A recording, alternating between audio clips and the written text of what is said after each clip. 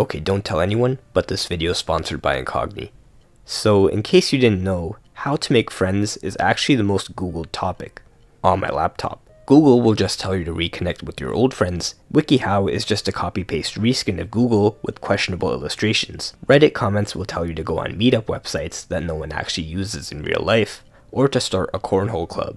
Social media also probably won't help you. YouTube is the main reason people don't go outside in the first place. TikTok is literally designed to entertain you when you're alone. LinkedIn is a dystopian simulation. Facebook only has people twice your age. Snapchat messages are from people you don't know. Discord messages are from people you don't want to know.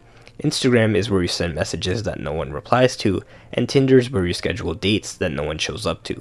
Which leaves only one real option for making friends, and that's talking to people in real life. Luckily, after years of failing miserably at this, I figured it out, and I came up with 16 different methods that you can pick from based on your personality and what comes naturally to you. Method 1. Filter out the boring people. It can often be frustrating to meet a group of people and take weeks or months to realize that your personality really isn't compatible with any of them, and the solution is to let out your natural, controversial, unfiltered self from the beginning, so that you can quickly filter out people who aren't compatible with you. You shouldn't force it, but if a slightly funny dialogue option pops into your head, or if you have a weird opinion, sometimes you should just say it instead of hiding it. And if some people react positively, congratulations. You've just identified your new potential friends. Method 2. The unique interest. If you've ever been the filler friend who people don't seem to find that interesting or exciting, it's literally just because they don't know enough about you. So to fix this, talk to people about your unique interests. You might not think people care, but even if you're into something niche like pressure washing driveways, at least people will have something to remember you by when they first meet you.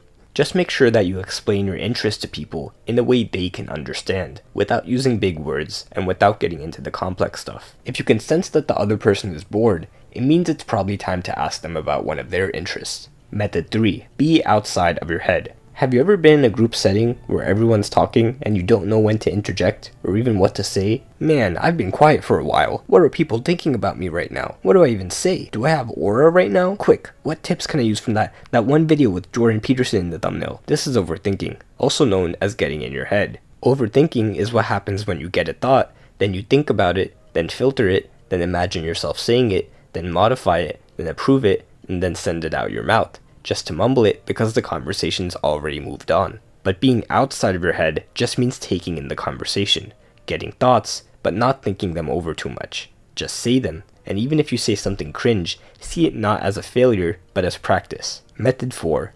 Don't force it. When you feel like you need to force friendships with people who don't even like you, you feel pressure, and pressure leads to anxiety, which leads to not being your natural self. So if someone doesn't really care about you, or you have absolutely nothing in common with them and you're not compatible, it's not the end of the world. Just be as nice as you can and move on. And at this point, it's a numbers game. So as long as you talk to new people, you will make new friends eventually. Method 5. Be the main character. The people who have the most friends tend to be the people who initiate conversations the most. So just initiate conversations with any sentence you could possibly think of, just assuming that everyone wants to talk to you. But remember, once you initiate, don't just talk about yourself. Ask simple questions about people's lives, listen, and then ask follow-up questions that show you actually listen to them. This part is crucial, because eventually, once people get comfortable talking to you, they'll start initiating conversations with you.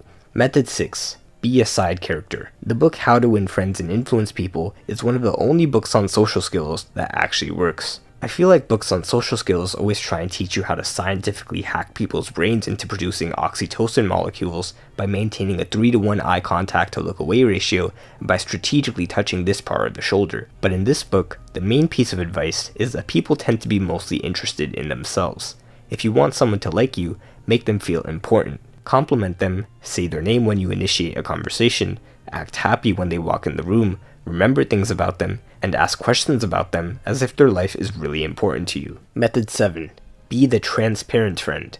One big roadblock for getting to know someone well is when no one is sharing or saying anything out of their comfort zone. If you're just having safe, polite conversations with someone where you both hide your deeper thoughts and emotions, you probably won't build that much trust with them. So try to make your conversations more transparent.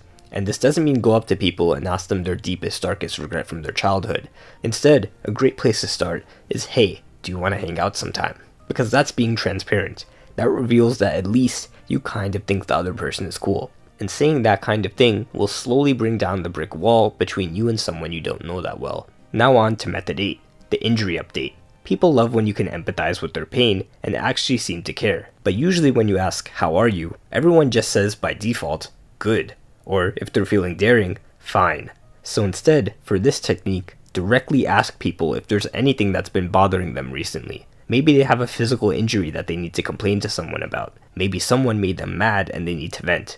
Or maybe they've been having a bad day and they just need someone to talk to. You don't need to be a therapist, but you just need to care. The group chat. If you meet new people really often, but can't convert them into your friends, this is for you. Obviously, what you need to do is hang out with them regularly.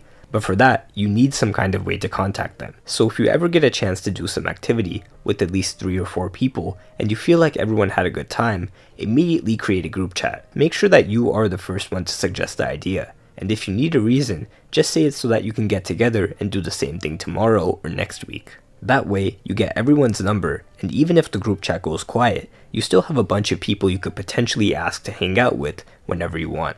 Method 10. Do them a favor. It's often said that friendship is about 2 people who provide value to each other. So, when you meet new people, you could use the conversation to figure out how you could be valuable to them.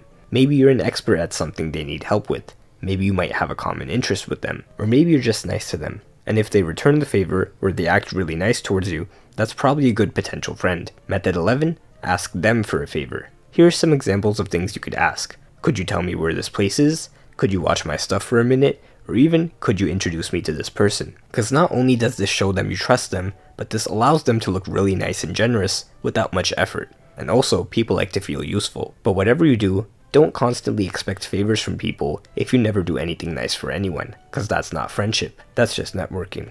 Method 12. Pickup line. This is the method I personally use if I'm in a group of strangers and I need to start a conversation fast to avoid being alone. I just think of a question that everyone could probably answer, and then just go up to different people and ask that question. It's actually pretty easy, because you already know what to say every time you go up to someone, and everyone will have a different answer that you can naturally lead into a conversation. Then, of course, that opens up space for you to ask better questions about where they're from, who they know, and what they like to do.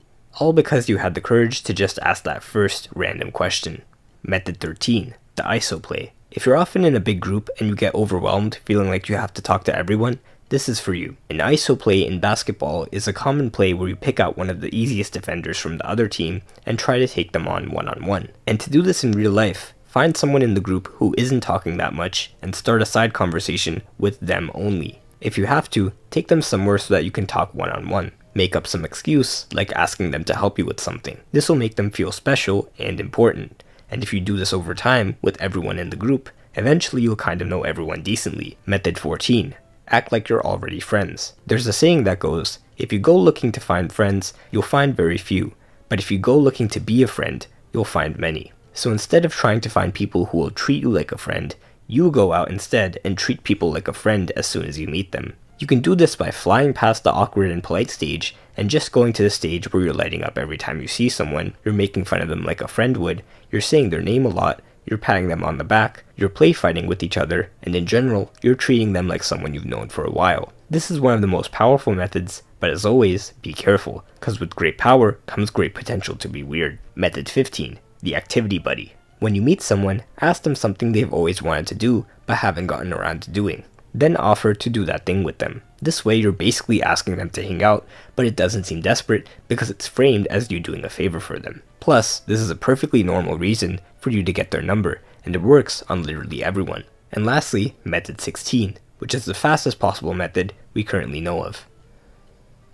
Now, you might not be so willing to share personal info with people you don't know, in which case, I'd be doing you a disservice if I didn't tell you about today's sponsor, Incogni. Because the truth is, not only are you giving away sensitive data every time you sign up for something online, but once random websites, companies, and data brokers get your info, they often just sell your information to whoever wants it, including the people you get random scam calls and emails and spam texts from. And even though you could stop this by formally requesting each individual website to remove your info, you'd have to spend hours doing this hundreds of times with companies that intentionally make it difficult in the hopes that you'll just give up and let them have your data. But luckily, Incogni will swoop in for you and automatically contact these companies, even the tough, annoying ones, and force them to remove your personal data. All I had to do was sign up, close the tab, and let it do its thing. Then I checked back a month later to find that it's already removed my data from 86 websites, it's currently fighting against 43 more, and it saved me at least 64 hours so far. I literally haven't gotten a single spam text or scam call since I signed up, and this is coming from someone who used to get more spam calls than calls from actual real-life people. Just go to incogni.com/easyactually and use the code EASYACTUALLY and you'll get an exclusive offer of 60% off. Or you could scroll down and click the link in the description. Again, that's incogni.com/easyactually to get a 60% discount. And of course, to support the channel. Anyway, if this helped you, I'll be taking donations in the form of subscribes to fund the next video.